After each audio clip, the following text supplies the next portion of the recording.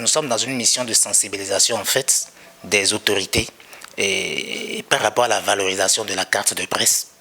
Parce que la loi a institué la carte de presse depuis 2015 et il y a un décret présidentiel qui encadre les jouissances liées à cette carte. Et la carte est délivrée par une institution de la République. Donc, dans notre mission de sensibilisation, nous venons faire un plaidoyer auprès des autorités afin que nous puissions bénéficier de l'appui nécessaire pour que la carte soit valorisée suivant ce que les tests ont prévu. Le préfet a émis une inquiétude qui était fondée, mais que nous avons fini par lever parce qu'en réalité, depuis la dernière édition de la carte de presse, les cartes de presse que nous venons d'obtenir, c'est que c'est l'Agence nationale d'identification des personnes qui édite désormais les cartes de presse.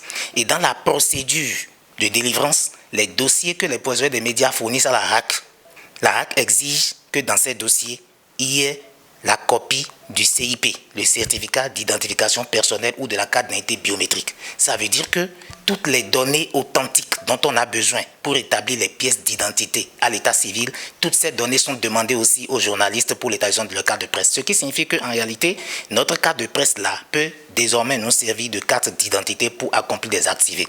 Mais le préfet, en tant qu'autorité administrative, nous a expliqué que pour arriver là, il va falloir relire certains tests. Et donc, nous faisons le plaidoyer pour que, à l'avenir, lorsqu'il va falloir revoir, par exemple, l'arrêté qui cite les pièces qu'il faut présenter à l'état civil, qu'on puisse y introduire désormais la carte de presse pour les professionnels des médias, parce que ça comporte les mêmes données. J'ai reçu la délégation des hommes de la presse.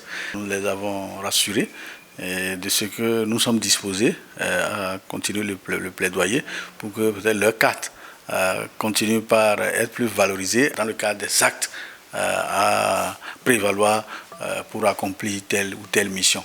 Surtout qu'ils nous ont expliqué que cette carte est délivrée aujourd'hui sur la base des documents fournis par l'ANIP. Ce n'est plus que les dossiers sont demandés directement à la RAC et qu'on sort la carte, mais c'est auprès de l'ANIP qu'on prend tous les documents nécessaires pour pouvoir leur établir cette carte.